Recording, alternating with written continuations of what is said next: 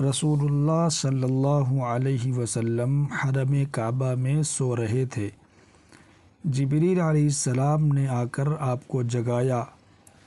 کچھ خواب اور کچھ بے خوابی کی حالت میں حضور کو زمزم کے پاس لے گئے، سینہ چاک کیا، زمزم کے پانی سے اس کو دھویا اور پھر اسے حلم، بردباری، دانائی، ایمان اور یقین سے بھر دیا۔ اس کے بعد سواری کے لیے ایک جانور پیش کیا جو خچر سے کچھ چھوٹا، سفید رنگ کا تھا۔ بجلی کی رفتار سے وہ چلتا تھا۔ جب حضور صلی اللہ علیہ وسلم اس پر سوار ہوئے تو وہ چمکا۔ جبریل علیہ السلام نے اسے تھپکی دی اور کہا، کیا کرتا ہے؟ آج تک ان سے بڑی کسی شخصیت نے تیری سواری نہیں کی۔ اس سواری کو عام طور سے براق کہا گیا ہے۔ اس پر سوار ہو کر حضرت جبریل علیہ السلام نبی مکرم صلی اللہ علیہ وسلم روانہ ہوئے۔ سب سے پہلے مدینہ پہنچے اور وہاں پہنچ کر نماز ادا کی۔ جبریل علیہ السلام بولے، آپ یہاں ہجرت کر کے آئیں گے۔ وہاں سے چلے تو طور سینا پر پہنچے، جہاں موسیٰ علیہ السلام اللہ تعالیٰ سے باتیں کیا کرتے تھے۔ پھر وہاں سے روانہ ہوئے تو بیت لحم پہنچے، جہاں عیسیٰ علیہ السلام پیدا ہوئے تھے۔ پھر چوتھی منزل بیت المقدس آئی، جہاں پر براق کا سفر ختم ہو گیا۔ یہاں آپ ہیکل سلیمانی میں داخل ہوئے تو ان سب پیغمبروں کو موجود پایا جو شروع سے آخر تک دنیا میں پیدا ہوئے تھے۔ آپ نے وہاں امامت کی اور تمام نبیوں نے آپ کی امامت میں نماز پڑھی۔ اسی بنیاد پر آپ صلی اللہ علیہ وسلم کو امام الانبیاء کہا جاتا ہے۔ اس کے بعد ایک سیڑھی لائی گئی جس پر چڑھ کر آپ آسمان پر پہنچے۔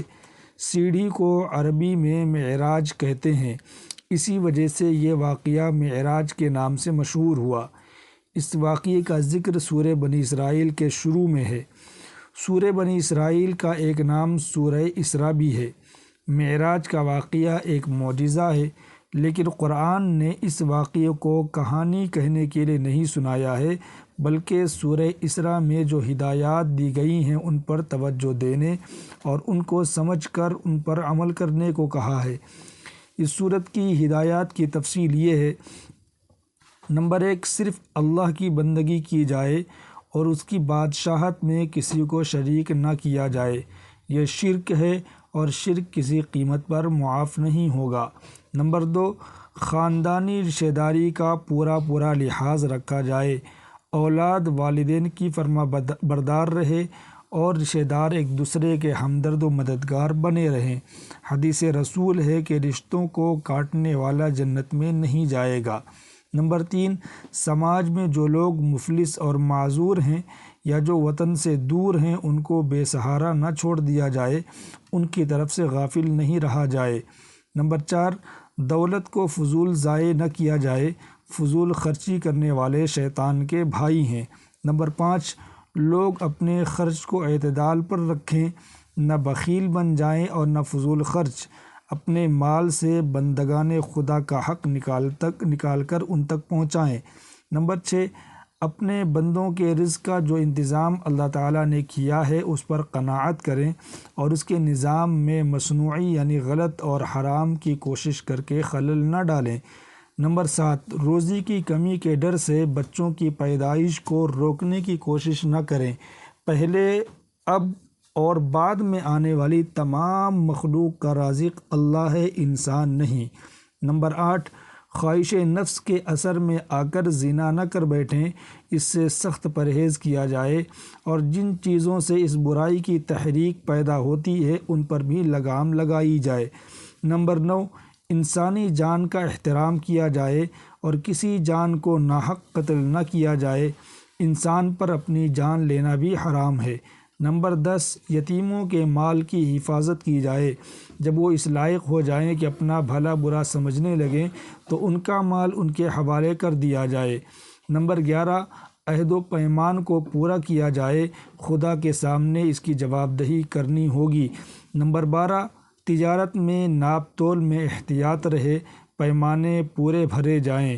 نمبر 13، وہم و گمان سے بچا جائے۔ جس چیز کا علم نہ ہو اس کی پیروی کرنا غلط ہے۔ اللہ کے سامنے انسان کو اپنے تمام اعمال کی جواب دہی کرنی ہوگی۔ نمبر 14، تکبر اور غرور کی چال نہ چلو۔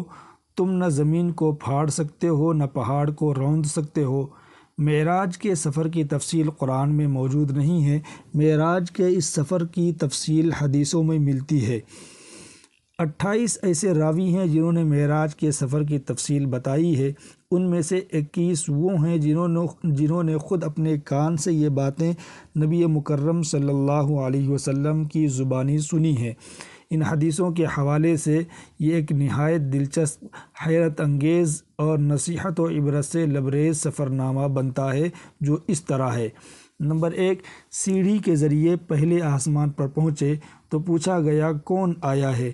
جبریل علیہ السلام نے بتایا کہ محمد صلی اللہ علیہ وسلم آئے ہیں اور اپنا نام بھی بتایا۔ پوچھا گیا کیا بلایا گیا ہے؟ جواب دیا ہاں۔ تب پہلے آسمان کا دروازہ کھلا۔ وہاں حضور صلی اللہ علیہ وسلم کی ملاقات فرشتوں اور ان روحوں سے ہوئی جو دنیا میں صالح اور نامور لوگ تھے۔ پھر حضرت آدم علیہ السلام سے بھی ملاقات ہوئی۔ نمبر 2، حضور صلی اللہ علیہ وسلم نے دیکھا ایک جگہ لوگ فصل کاٹ رہے ہیں، جتنی کاٹتے ہیں اس سے زیادہ وہ بڑھ جاتی ہے۔ پوچھا یہ کیا ہو رہا ہے؟ کہا گیا یہ وہ لوگ ہیں جو دنیا میں اللہ کی راہ میں جہاد کیا کرتے تھے۔ نمبر 3، دیکھا کہ کچھ لوگوں کے سر کچلے جا رہے ہیں۔ پوچھا یہ کیا ہو رہا ہے؟ کہا گیا یہ ایسے سر والے ہیں جن کے سر دنیا میں نماز کے لیے سجدے میں نہیں جاتے تھے۔ نمبر 4، کچھ لوگ دکھائی دیے جن کے کپڑوں میں آگے پیچھے پیوند تھے اور وہ مویشی کی طرح گھاس چر رہے تھے، یعنی جانور کی طرح گھاس چر رہے تھے۔ پوچھا یہ کیا ہے؟ جواب ملا یہ وہ لوگ ہیں جو اپنے مال کی زکوٰۃ نہیں نکالا کرتے تھے۔ نمبر 5، دیکھا کہ ایک آدمی نے لکڑی کا گٹھر جمع کر کے اٹھانا چاہا مگر اٹھا نہ سکا۔ اس نے اس گٹھر میں اور لکڑیاں جمع کر لیں اور بار بار یہی کرتا رہا۔ پوچھا یہ کون بیوقوف ہے؟ جواب ملا یہ دنیا کا وہ آدمی ہے جس کو ایک ذمہ داری دی گئی تو وہ اسے ٹھیک سے ادا نہ کر سکا اور شوق میں دوسری بہت سی ذمہ داریاں لیتا چلا گیا۔ نمبر 6، دیکھا کہ کچھ لوگوں کی زبان اور ہونٹ قینچیوں سے کترے جا رہے ہیں۔ پوچھا یہ کیا ہو رہا ہے؟ کہا گیا یہ ایسے مقرر ہیں جو اپنی زبان سے غیر ذمہ دارانہ باتیں کہتے تھے اور فتنے پھیلاتے تھے، یعنی لوگوں کو آپس میں لڑاتے تھے۔ نمبر 7، دیکھا ایک چھوٹے سوراخ سے ایک موٹا بیل نکلا اور پھر اسی سوراخ میں جانے کی کوشش کرنے لگا۔ پوچھا یہ کیا ہے؟ کہا گیا یہ اس آدمی کی مثال ہے جس نے اپنی زبان سے ایسی بات کہہ دی جس پر پچھتایا اور اس کی تلافی کرنا چاہا مگر نہ کر سکا۔ نمبر 8، ایک جگہ دیکھا کچھ لوگ اپنا ہی گوشت کاٹ کاٹ کر کھا رہے ہیں۔ پوچھا یہ کیا معاملہ ہے؟ کہا گیا یہ وہ لوگ ہیں جو دوسروں پر لعنت ملامت کیا کرتے تھے۔ نمبر 9، وہیں پر کچھ لوگ تانبے کے ناخن والے تھے اور وہ انہیں ناخنوں سے اپنے منہ اور سینے نوچ رہے تھے۔ پوچھا یہ کیا ہو رہا ہے؟ کہا گیا یہ وہ لوگ ہیں جو دوسروں کے پیٹھ پیچھے ان کی برائیاں کیا کرتے تھے۔ نمبر 10، ایک جگہ دیکھا کچھ لوگوں کے ہونٹ اونٹوں جیسے ہیں اور وہ آگ کھا رہے ہیں۔ پوچھا یہ کیا ہو رہا ہے؟ کہا گیا یہ وہ لوگ ہیں جو یتیموں کا مال ناجائز طور پر کھایا کرتے تھے۔ نمبر 11، ایک جگہ دیکھا کچھ لوگ پیٹ کے بل لیٹے ہوئے ہیں اور ان کے پیٹ میں سانپ بھرے ہوئے ہیں۔ پوچھا یہ کون لوگ ہیں؟ کہا گیا یہ دنیا میں سود کھایا کرتے تھے۔ نمبر 12، ایک جگہ دیکھا ایک طرف عمدہ نفیس گوشت رکھا ہوا ہے اور ایک طرف سڑا ہوا گوشت رکھا ہے۔ کچھ لوگ اچھا گوشت چھوڑ کر سڑا ہوا گوشت کھا رہے ہیں۔ پوچھا یہ کیا ہو رہا ہے؟ کہا گیا یہ وہ مرد اور عورتیں ہیں جو اپنی بیویوں اور شوہروں کو چھوڑ کر دوسری عورتوں اور مردوں کے ساتھ حرام کاری کیا کرتے تھے۔ نمبر 13، ایک جگہ دیکھا کچھ عورتیں اپنی چھاتیوں کے بل لٹک رہی ہیں۔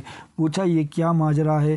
کہا گیا یہ وہ عورتیں ہیں جنہوں نے اپنے شوہروں کے سر ایسے بچے مڈ دیے جو ان کے نطفے سے پیدا نہیں ہوئے تھے۔ وہاں سے چل کر نبی کریم صلی اللہ علیہ وسلم دوسرے آسمان پر پہنچے۔ وہاں نبی کریم صلی اللہ علیہ وسلم کی ملاقات یحییٰ علیہ السلام اور عیسیٰ علیہ السلام سے ہوئی۔ تیسرے آسمان پر پہنچے تو یوسف علیہ السلام سے ملاقات ہوئی، چوتھے آسمان پر حضرت ادریس علیہ السلام اور پانچویں آسمان پر حضرت ہارون علیہ السلام سے ملاقات ہوئی، چھٹے آسمان پر حضرت موسیٰ علیہ السلام سے ملاقات ہوئی، ساتویں آسمان پر پہنچے تو اپنی ہی شکل کے آدمی سے ملاقات ہوئی، بتایا گیا کہ یہ حضرت ابراہیم علیہ السلام ہے۔ وہاں سے سدرۃ المنتہا پہنچے، یہ وہ مقام تھا جہاں سے آگے کسی مخلوق کو جانے کی اجازت نہیں تھی۔ اسی مقام پر بارگاہ الہی سے ہدایات آتی ہیں اور وہاں سے زمین والوں تک پہنچائی جاتی ہیں۔ اس مقام پر رسول اللہ صلی اللہ علیہ وسلم کو جنت دکھائی گئی، وہاں پر حضرت جبریل علیہ السلام رک گئے اور حضور صلی اللہ علیہ وسلم تنہا آگے بڑھے، یہاں تک کہ بارگاہ رب العالمین تک پہنچ گئے۔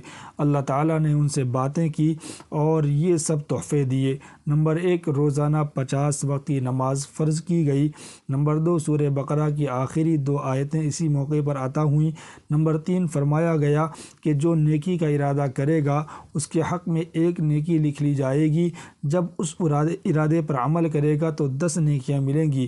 جو برائی کا ارادہ کرے گا تو جب تک اس پر عمل نہ کر لے اس کے نامہ اعمال میں برائی لکھی نہیں جائے گی، اور برائی کرنے پر صرف 1 بدی ہی لکھی جائے گی۔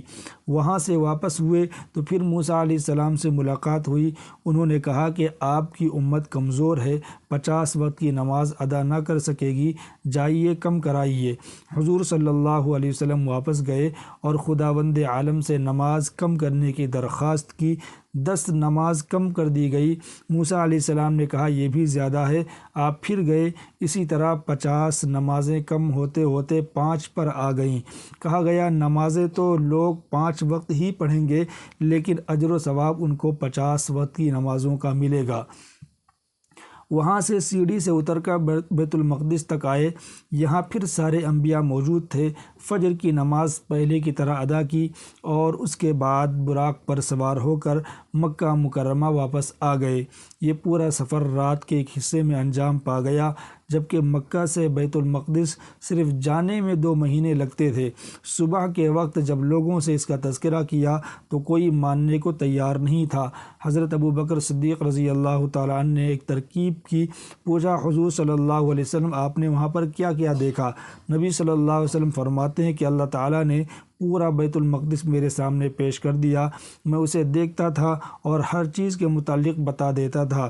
یہ سن کر وہ لوگ جو بیت المقدس جا چکے تھے سوچنے لگے کہ اگر یہ وہاں گئے نہیں تو اس کے متعلق بتا کیسے رہے ہیں؟ آج کی طرح کا زمانہ تو تھا نہیں کہ پلک جھپکتے ایک جگہ کی خبر اور تصویر دوسری جگہ پہنچ جایا کرتی ہے۔ اللہ نے جن کو ہدایت دی وہ معراج کا واقعہ سن کر ایمان لے آئے، اور جو ہدایت سے محروم رہے وہ صرف سوچتے ہی رہ گئے، ہدایت اور عمل کی توفیق سے محروم رہے۔ آج بھی بے شمار لوگ ایسے ہیں جو معراج کے یہ قصے سناتے تو بڑے شوق سے ہیں اور حضور صلی اللہ علیہ وسلم کی شان میں قصیدہ خوانی بھی کرتے ہیں، لیکن اس سے جو نصیحت ملتی ہے وہ نہیں بتاتے۔ اور بہت سارے ایسے بد نصیب ہیں جو 27 رجب کو مسجدوں میں چراغاں تو کرتے ہیں لیکن رسول اللہ صلی اللہ علیہ وسلم کی سنت کے مطابق نہ تو زندگی گزارتے ہیں اور نہ زندگی میں شریعت کی پابندی کرتے ہیں۔ اللہ تبارک و تعالی عمل کرنے کی توفیق عطا فرمائے۔